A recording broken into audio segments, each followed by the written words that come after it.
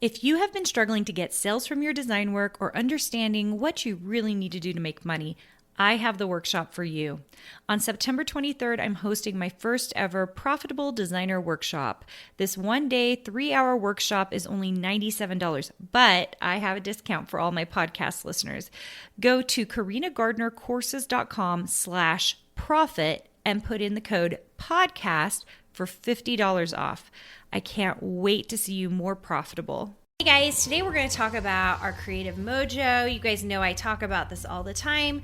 We need to feel and have this creativity in us that makes it so that when we sit down to our computer to design, we actually output something. So often we get a little stuck, and then we come to our computer and there's a blank screen and then we're frustrated because we don't have anything to put on it, okay? So this is to get your juices going, and this depends on who you are, because my very first one here is if you are someone who is unstructured, I want you to do a structured day, just one day, okay? That's the first tip for getting your mojo back, is to do the opposite of what you normally do. If you're someone who is very structured, I want you to have a totally unstructured day. I want you to do one day where everything isn't planned out. Okay, and you know who you are. So for me, I'm a super structured person. I like to plan everything out. I am like that crazy person. So I do use Megan Summerall. You guys have heard me talk about Megan Summerall's time management system, which, by the way, we have a time management for creatives class. If you want to go check that out on Megan Summerall's site, I think it's megansummerall.com/creatives, creative or creatives. I'm not sure which one. I probably should have checked that. Anyway, so I'm really planned out. And then not only do I use that system, but I usually hand write out my list every day so that I can ingrain it in my head so I can make sure I remember all the things I'm supposed to do. So I'm a little bit crazy that way. So if I'm in a creative slump, I will take a day and unstructure everything. Now, granted, it's a day where I don't have meetings and all that other stuff. So it'd be like a Saturday. And I would just take everything off of my list and have a completely unstructured day and live very much in the moment. Now, if you are the opposite of that, if you're someone who really lives in an unstructured world and you're struggling with creativity, then you might be someone who needs to turn it around, sit down, give yourself times of doing things during the day. That's part of the reason I do this, because I have to give myself deadlines for things throughout the day. I like mini deadlines because they get me going, and say, like, at 7 o'clock, I'm going to have breakfast. At 8 o'clock, I am going to sit down and draw X, Y, and Z. At 9 o'clock, I'm going to scan it in. At 10 o'clock, you get what I mean. Maybe it doesn't take you a whole hour to scan something in, but you get what I am trying to tell you to do, okay? So to help your creative juices, you need to do the opposite of what you tend to want to do in your everyday, and see if it kind of gets you going and doing the thing you need to be doing, okay? Sometimes, especially I'm thinking about those of us who are planned and structured. Those of you who are unstructured, it might be really hard for you to get into that structured mode. So maybe only do a couple of hours of structured. But those of us who are structured, I'm structured. Those of us that are structured, to have an unstructured day, I will get glimpses into things that will suddenly make me feel like, oh my gosh, I should do that. Like, it gets me super excited, and I start thinking about creative things I can do with that thing. And then it's really helpful for my creative mojo, because I'm like, oh my gosh, I need to make that thing. And I write it down. Next time I sit down in front of my computer, you know what happens? I make it. The blank screen does not last very long. And that's what I'm trying to help you get out of. All right, hopefully that helps you. It's kind of a hard one, because sometimes we're hardwired a certain way and we just want to do things the way we like to do them, okay? Number 2 is, and I just wrote about this actually in our handbook, rest. And we can be talking about sleep and we can be talking about rest. Those are two really different things, but I'm going to talk about them together right now. I think I don't remember whose episode I was talking on another podcast about being someone who treats themselves like a super athlete, okay? And one thing I think that we don't do as designers or creatives enough is treat ourselves like we are the super athlete of our lives. Or if you were Donald Miller, you would say you were the hero, right? The hero in your own life. Because you're not treating yourself like the hero, you do things like not drink enough water or get enough sleep at night or take moments of rest, right? So what I want to emphasize to you is that sleep is important and you should be getting, I'm not a sleep expert, but it seems like 8 hours a night. I know I don't do very well if I'm not getting 8, sometimes 9 hours a night.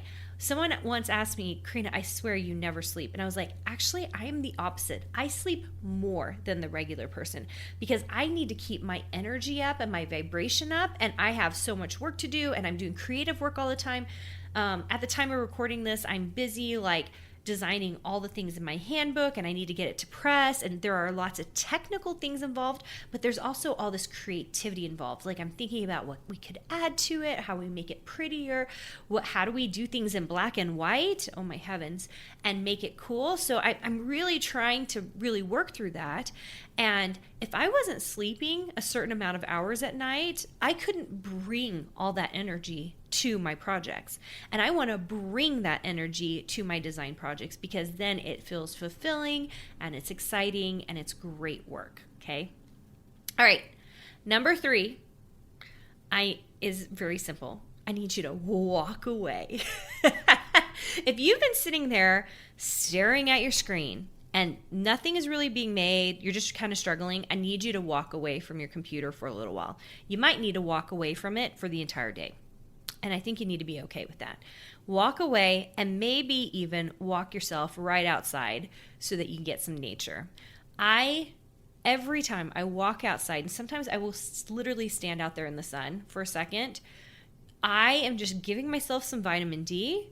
I am just soaking in and taking deep breaths, and it just helps me center. And it will be literally 2 or 3 minutes. I will just walk outside my office.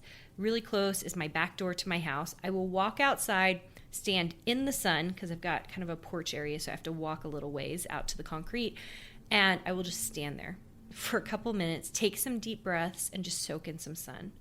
Sometimes that is all we need. Now, if you need longer than a few minutes, then take them. Take them. Your creative mojo is important, and you need to think of it as this secondary person in you that really needs love and support, and you're going to give it to them, okay? So sitting in front of your computer with a blank screen is not going to get you where you want to go. It's going to make you feel frustrated. Maybe you start drawing something, it just feels wrong. I will start a new document, or I will walk away from it for a moment because nothing good comes out of that negative feeling, and it hurts my creativity. So I really want to emphasize to you that you have the ability to change your structure during the day. You have the ability to get yourself more sleep and rest and treat yourself really good. And you have the ability to go get some sunshine, okay? These are things you can control and will help it so that your creative mojo will come back, okay? I'm not telling you to do crazy exercise, fun little crazy artistic exercise or any of that, because most of the time, most of our problems can be solved by doing very simple things. And people don't like to hear it. Sometimes they almost would rather me tell them, I want you to do something very complex. I want you to get into your car and drive over to the river and swim 20 laps and then walk into a museum and document 20 paintings and all this stuff, okay? Sometimes we don't need to do all this stuff. Sometimes we just need to take a second and breathe, you guys. Just some deep breaths. In fact, I'm hoping you're hearing this podcast episode, and right now, as I'm talking, you are taking 3 or 4 monstrous, big old breaths and getting all that oxygen into your body, because the oxygen will help your creative mojo. All right, guys. I love what you're doing. I love that you are designing and putting out your creative selves into this world that just needs you, okay? So keep doing it. Keep being awesome. hopefully that creative mojo is coming back. And whenever you're in an issue, like where you're just like, oh, I'm stuck, you come back to this episode and you just remind yourself it only takes a few simple things, a few simple steps to get that creative mojo back. Hey, did you know that you can visit me at makeanddesign.com to learn more about this podcast and join my VIP group for weekly freebies? I can't wait to see you there.